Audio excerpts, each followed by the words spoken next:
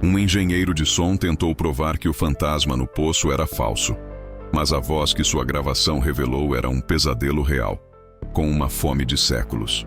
Qual o som mais estranho que você já ouviu no silêncio da noite? Aquele barulho que te fez prender a respiração debaixo das cobertas, tentando convencer a si mesmo de que era apenas o vento? Comente aqui embaixo, porque a família que você vai conhecer agora descobriu que alguns sons nunca, jamais, deveriam ser gravados. Nossa história começa sob o sol impiedoso de Belém do Pará, onde o ar é tão denso e úmido que parece poder ser mastigado.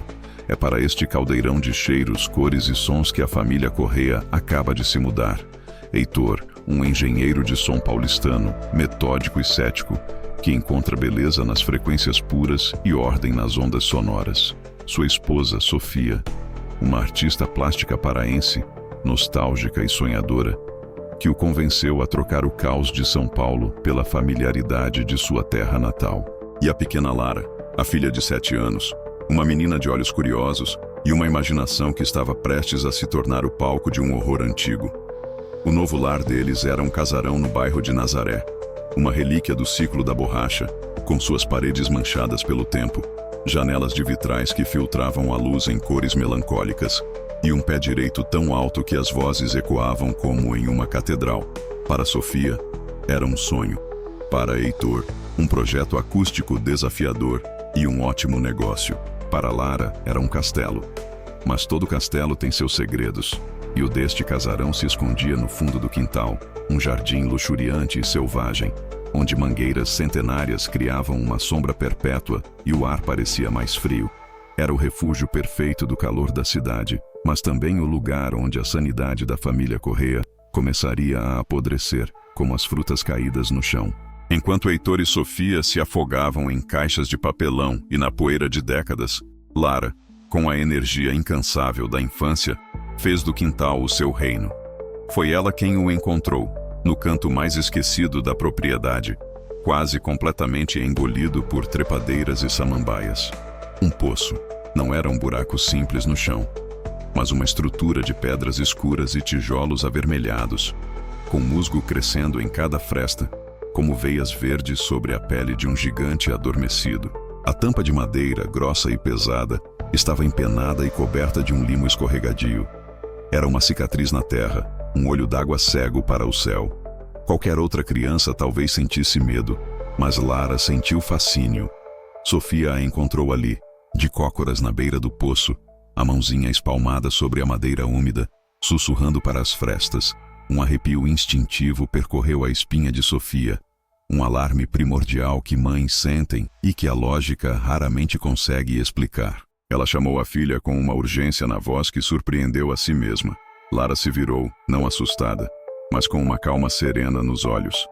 Ela disse com a simplicidade inocente das crianças: "Mas a moça que mora aí disse que quer ser minha amiga. O nome dela é Cuca." O nome atingiu Sofia como um soco no estômago.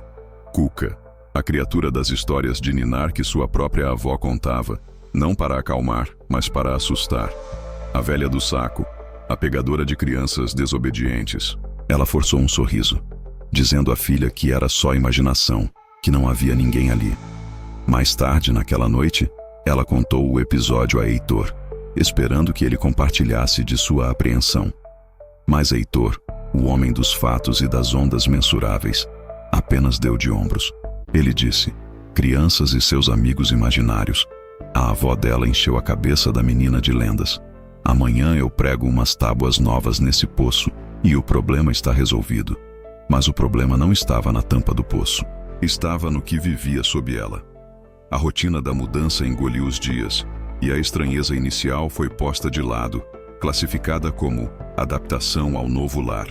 Heitor começou a transformar um dos salões do casarão em seu estúdio de gravação, isolando as paredes e sonhando com a acústica perfeita. Sofia se perdeu em seus quadros, inspirada pela luz e pelas sombras da nova casa. Mas Lara não esqueceu sua nova amiga. O poço se tornou o centro de seu universo. Sofia começou a notar um padrão perturbador. As bonecas de pano de Lara, suas favoritas, começaram a desaparecer de seu quarto. Ela as encontrava dias depois, arrumadas em um círculo perfeito ao redor do poço, como sentinelas silenciosas ou oferendas a um deus esquecido. As bonecas estavam sempre úmidas, com um cheiro de terra molhada e mofo, mesmo nos dias mais quentes e secos. Quando Sofia a confrontava, Lara respondia com uma lógica infantil e irrefutável. Ela dizia: "A Cuca fica sozinha no escuro, mamãe. Elas fazem companhia para ela." O comportamento de Lara, antes expansivo e barulhento, tornou-se mais secreto, mais quieto. E então, o som começou. Heitor foi o primeiro a notar, sua audição treinada captando a anomalia. Era uma melodia, uma canção de ninar de poucas notas, dissonante e repetitiva, que Lara cantarolava baixinho enquanto brincava ou antes de dormir. Não era nada que eles tivessem ensinado a ela, nada que tocasse no rádio. Era algo antigo, folclórico. Certa noite, ao colocá-la na cama, ele perguntou sobre a música.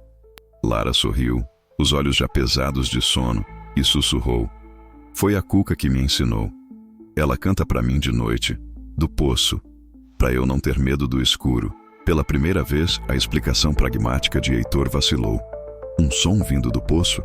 A acústica do lugar poderia criar ecos estranhos. O vento canalizado pelo buraco poderia gerar um som melódico. Havia uma explicação. Tinha que haver. Mas pela primeira vez, ele sentiu a necessidade de provar a si mesmo que estava certo. A tensão na casa cresceu. Sofia, cada vez mais assustada, queria proibir Lara de ir ao quintal. Heitor, apegado à sua racionalidade, insistia que era uma fase, uma fantasia que seria curada com lógica, não com proibições que só a tornariam mais atraente. Para ele, o medo de Sofia era o verdadeiro problema, uma superstição contagiosa, e ele, como um cientista, iria erradicá-la com dados, com provas. Ele decidiu usar as ferramentas de seu ofício para desmascarar o fantasma. Numa noite em que a lua parecia uma moeda pálida no céu abafado de Belém, ele pegou seu equipamento de gravação de campo. Um microfone shotgun, ultrassensível, capaz de isolar o som de uma folha caindo a metros de distância. Ele o posicionou em um tripé, apontado diretamente para a tampa do poço, e passou um longo cabo de alta fidelidade por baixo da porta da cozinha até seu estúdio improvisado. Ali, no silêncio de seu santuário acústico, ele colocou seus fones de ouvido profissionais, fechou os olhos e se preparou para capturar a verdade. Ele esperava ouvir os sons da noite amazônica, o zumbido de insetos, o chamado distante de uma coruja, o farfalhar do vento nas folhas das mangueiras.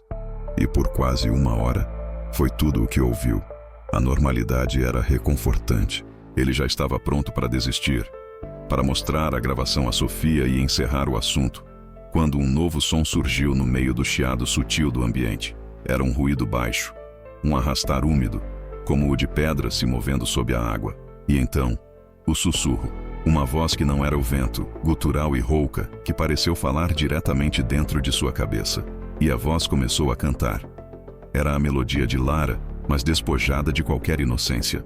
Era um som rasgado, antigo, carregado de uma solidão maligna e de uma fome indescritível. Heitor arrancou os fones de ouvido, o coração disparado, o suor frio escorrendo por sua testa. A gravação era cristalina. O som vinha, inequivocamente, do poço. A prova científica que ele buscou não trouxe a paz da razão, mas o terror da confirmação. Fique com a gente, porque a voz que saiu daqueles fones de ouvido era apenas a primeira nota de uma sinfonia de horror. E Heitor estava prestes a descobrir os terríveis segredos que sua nova casa cantava no escuro. O choque da descoberta deixou Heitor paralisado. Por 2 dias, ele não tocou no equipamento. Tentou se convencer do que sua mente gritava para que acreditasse. Era uma anomalia, uma interferência de rádio captando uma novela antiga, um vazamento de áudio de um vizinho. Qualquer coisa, menos a verdade que seus ouvidos haviam testemunhado. Mas a clareza da gravação era inegável. A voz era limpa, próxima, íntima. Era como se a boca que sussurrou a canção estivesse colada ao diafragma do microfone, no fundo daquele poço escuro e úmido. A negação deu lugar à obsessão. Ele não contou a Sofia. Como poderia? Como traduzir aquele som em palavras sem parecer um louco? Ele precisava de mais dados, mais provas, mais controle. Seu estúdio, antes um refúgio de criação, transformou-se em um posto de vigilância paranoico. Ele comprou mais microfones, de diferentes tipos. Microfones de contato para prender na pedra do poço, microfones PZM para captar a reverberação do ambiente. O quintal se tornou uma teia de cabos discretos, todos levando ao seu santuário, onde ele passava as noites em vigília, com os fones de ouvido colados, caçando sussurros na estática. E os sussurros vieram. A princípio, era apenas a canção de ninar, em noites aleatórias, como se a criatura testasse as águas. Mas a presença dos microfones, a atenção que recebia, pareceu encorajá-la. Heitor começou a captar fragmentos de palavras, sons guturais que sua análise de software revelou serem uma bizarra mistura de tupi arcaico e um português colonial, corrompido e distorcido. E em meio àquele jorro de sons mortos, um nome se repetia, como um mantra macabro: Inácia. A obsessão de Heitor o consumia. Ele mal dormia, mal comia, sua pele ficou pálida e olheiras escuras se formaram sob seus olhos, que agora brilhavam com uma intensidade febril. Sofia via o marido se definhar, se fechar em seu mundo de sons, e o sonho de uma vida nova em Belém começou a azedar, transformando-se em um pesadelo de isolamento e medo. A casa, que deveria uni-los, estava os separando. Enquanto Heitor se perdia em seu labirinto de frequências, o comportamento de Lara se tornava cada vez mais alarmante. Ela agora passava a maior parte do dia perto do poço, em conversas unilaterais que faziam o sangue de Sofia gelar. A menina relatava os sentimentos da Cuca para a mãe com uma naturalidade assustadora. Dizia: "A Cuca está triste hoje, mamãe. Ela sente falta das outras amigas." Ou pior, a Cuca disse que as bonecas de pano são bonitas, mas ela queria a de verdade para brincar para sempre. Esta última frase, a de verdade, ecoou na mente de Sofia como uma sentença de morte. Era uma ameaça velada, uma promessa terrível, feita através da boca de sua própria filha. Foi o nome que Heitor capturara, Inácia, que o tirou de sua vigília eletrônica e o empurrou para uma nova frente de investigação. Se a voz era real, talvez a história por trás dela também fosse. Deixando seus microfones de guarda, ele mergulhou nos arquivos empoeirados da Biblioteca e Arquivo Público do Pará. O cheiro de papel velho era um alívio perto do odor de mofo e podridão que ele agora associava ao poço. Ele se tornou um caçador de fantasmas em registros de propriedade, em mapas antigos da cidade, em certidões de óbito do século XIX. Aquele momento em que uma investigação te consome por completo é fascinante. Se você também é do tipo que não descansa até resolver um mistério, considere apoiar o canal. Sua ajuda nos permite desenterrar mais histórias como esta. Por dias, Heitor não encontrou nada além de burocracia e nomes sem rosto. Mas então, em um antigo livro de registros de um cartório, ele achou a escritura original do casarão, datada de 1888, no auge do ciclo da borracha. Pertenceu a um coronel, um barão rico e influente. E ali, numa nota de rodapé, escrita com a caligrafia floreada de um escrivão, estava a anotação que fez seu coração parar. A nota mencionava uma pequena tragédia familiar que havia desvalorizado a propriedade por um tempo. Após o lamentável infortúnio com a jovem Inácia, única herdeira do dito coronel, que veio a falecer por afogamento acidental no poço do quintal. Inácia não era uma palavra aleatória sussurrada pelo vento.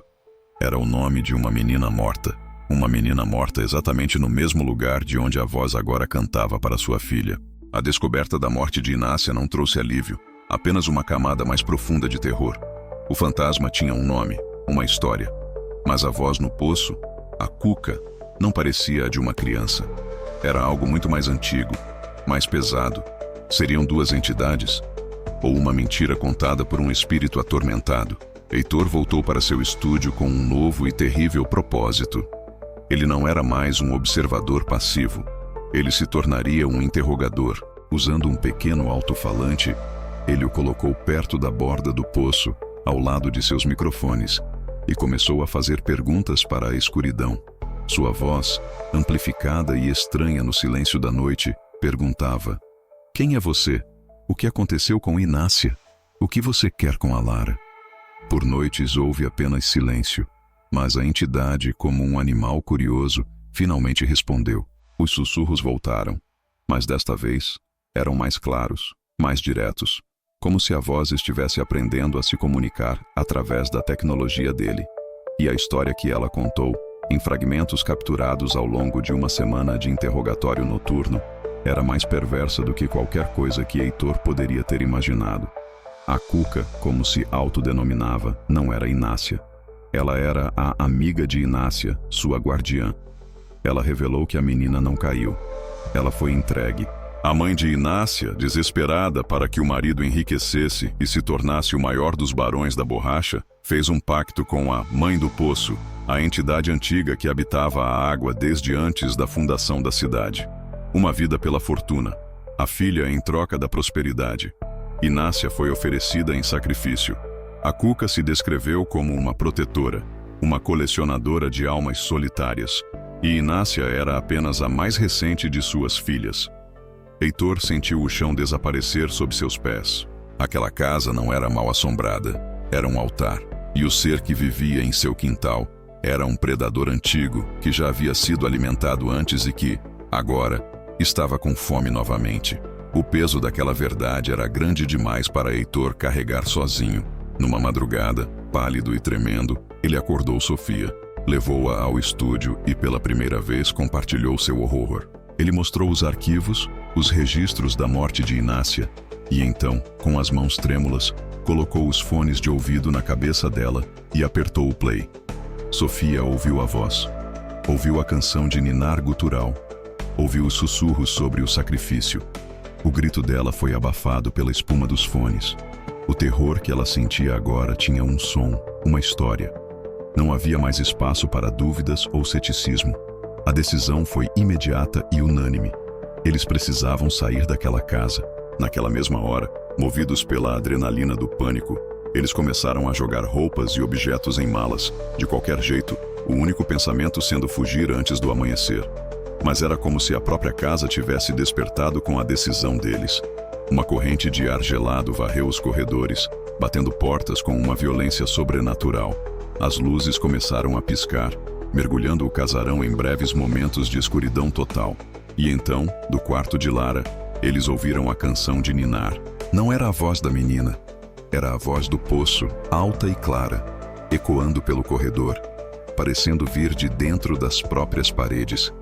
Eles correram para o quarto e a encontraram em pé, ao lado da cama, os olhos vidrados e fixos na janela que dava para o quintal. Com uma voz monótona que não era a sua, Lara disse: "A Cuca não quer que a gente vá embora. Ela disse que agora é a minha vez de fazer companhia para Inácia." E quando Heitor e Sofia se viraram para a janela, eles viram, do outro lado do vidro, que estava embaçado como se alguém tivesse baforado nele, uma mancha escura se formou.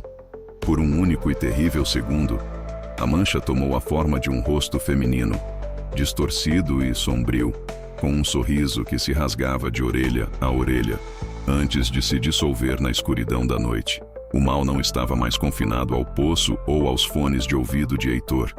Ele estava na casa, estava no quarto da filha deles, e não os deixaria sair. O ataque no quarto de Lara quebrou o último vestígio de controle que Heitor pensava ter. A ameaça havia escalado de um mistério auditivo para uma armadilha física e psicológica. Eles estavam presos, e a entidade queria sua filha. A necessidade de entender deu lugar à necessidade desesperada de lutar. Heitor sabia que não podia enfrentar a criatura com microfones e análises de frequência. Ele precisava de uma arma diferente, um conhecimento que não estava nos livros de engenharia. Foi Sofia, em seu desespero, que deu a ele uma nova direção. Ela se lembrou das histórias de sua avó, não apenas sobre a Cuca, mas sobre as outras criaturas e as defesas contra elas. Lendas sobre benzedeiras, sobre amuletos, sobre o poder de certas rezas e ervas que afastavam o mal-olhado e os espíritos errantes. Cético como sempre fora, Heitor agora se agarrava a qualquer fio de esperança. Eles procuraram por uma das últimas benzedeiras de Belém, uma anciã chamada Dona Jacira, que vivia numa casa simples sobre palafitas no bairro do Guamá.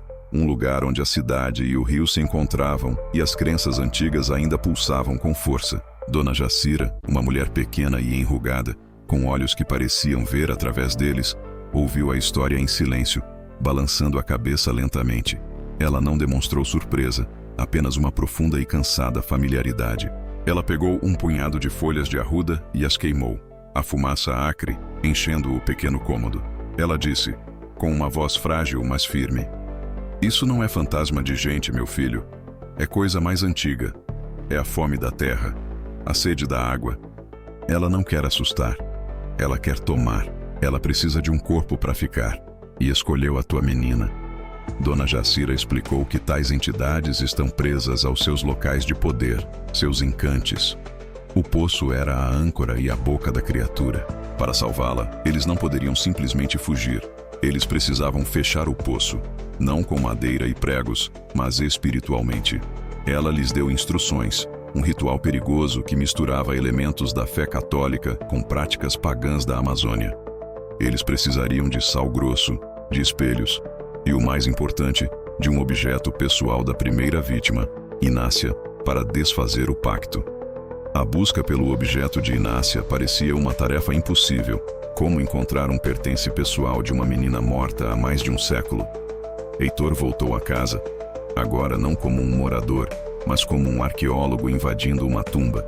Ele e Sofia começaram a procurar, não por pistas, mas por um vestígio, um eco da vida de Inácia. Eles reviraram o sótão empoeirado, abriram baús trancados, vasculharam fundos falsos de gavetas. A casa parecia resistir, o ar pesado, os rangidos dos assoalhos soando como avisos. Enquanto isso, a influência da Cuca sobre Lara se tornava mais forte.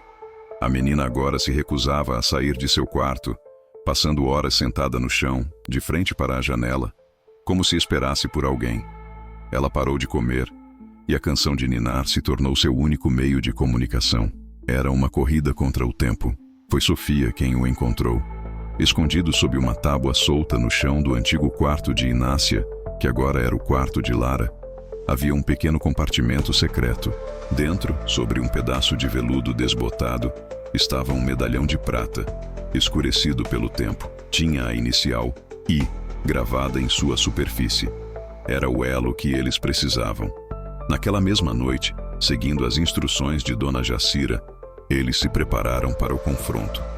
Heitor, armado com um medalhão e um saco de sal grosso. Sofia, com um espelho antigo e um terço na mão. Lara estava trancada em seu quarto, de onde a canção de ninar agora ecoava sem parar, mais alta e mais urgente do que nunca. Juntos, marido e mulher caminharam para o quintal escuro. A lua cheia iluminava o poço, que parecia pulsar com uma energia escura. O ar estava frio e o silêncio era total. Eles não estavam ali para gravar um som, mas para silenciá-lo para sempre. A batalha pela alma de sua filha estava prestes a começar. O momento do confronto chegou com uma quietude assustadora. Ao se aproximarem do poço, a canção de ninar vinda do quarto de Lara cessou abruptamente. O silêncio que se seguiu foi mais aterrorizante do que qualquer som. Um vácuo que pareceu sugar todo o ar do quintal. Heitor, com o coração martelando contra as costelas, abriu o saco e começou a despejar um círculo de sal grosso ao redor da estrutura de pedra. Enquanto ele o fazia, um vento gelado surgiu do nada, girando em torno deles, tentando apagar a chama da única lamparina que iluminava a cena. Sofia, posicionada do outro lado, ergueu o espelho antigo, o vidro manchado refletindo a luz da lua de forma distorcida. Seguindo as instruções da benzedeira, ela o apontou para a abertura escura do poço. Ela disse: "Nós tivemos, espírito sem nome. Sua solidão acaba hoje. Devolva o que não é seu." No instante em que as palavras foram ditas, um som horrendo emergiu do poço. Um borbulhar violento, como se o próprio inferno estivesse fervendo sob a terra. A tampa de madeira rachou e se partiu, e da escuridão, a água negra subiu como um geyser. Daquela coluna de água suja, a forma da Cuca se materializou. Era mais clara do que nunca, uma figura feminina feita de lodo, folhas e desespero, os olhos vazios e a boca escancarada em um grito silencioso. A criatura se lançou na direção de Sofia, Mas ao se deparar com o próprio reflexo grotesco no espelho, ela recuou, sibilando como uma cobra. O espelho, segundo Dona Jacira, não feria, mas forçava a entidade a confrontar sua própria monstruosidade, sua própria solidão. Era a chance de Heitor. Ele correu para a beira do poço e, com toda a sua força, atirou o medalhão de Inácia na água fervente. Ele gritou: "O pacto está quebrado. O seu tempo acabou. Liberte a criança." O medalhão de prata atingiu a água e brilhou com uma luz branca e intensa, e a criatura soltou um último guincho, um som de dor e libertação, antes de ser sugada de volta para as profundezas, a água se acalmando até se tornar um espelho escuro e imóvel. No instante em que a criatura desapareceu, a luz do quarto de Lara se acendeu. Heitor e Sofia correram para dentro, o medo ainda em seus corações. Eles encontraram a menina sentada na cama, piscando, como se acordasse de um sono muito longo. Ela olhou para os pais, o rosto confuso, e perguntou: "Eu tive um pesadelo." Não havia mais vestígios da entidade, nem na casa, nem na mente da criança. O poço no quintal ficou em silêncio para sempre. Nos dias que se seguiram, a família Correia não perdeu tempo. Eles venderam o casarão por uma fração de seu valor para uma construtora que pretendia demoli-lo e construir um prédio em seu lugar. Heitor, Sofia e Lara voltaram para São Paulo, para o barulho e o concreto que agora pareciam seguros e reconfortantes. Heitor desmontou seu estúdio e guardou suas gravações em um disco rígido que jurou nunca mais ouvir. A experiência em Belém os deixou com cicatrizes profundas. Heitor, o homem da ciência, agora olhava para o mundo com novos olhos, ciente de que existem frequências que seus equipamentos jamais conseguirão medir. Sofia encontrou em sua arte uma forma de exorcizar os demônios da memória, pintando telas escuras e caóticas. E Lara? Lara nunca mais teve um amigo imaginário. Ela não se lembrava de nada sobre a cuca ou o poço, mas por muitos anos desenvolveu um medo inexplicável de canções de ninar e do som da água corrente no escuro. A família sobreviveu, mas o eco daquela voz, a melodia daquele poço, se tornou o fantasma particular que os assombraria para sempre. Um lembrete de que, às vezes, o maior horror não é o que se esconde na escuridão, mas o que se esconde sob a superfície de nossas próprias casas.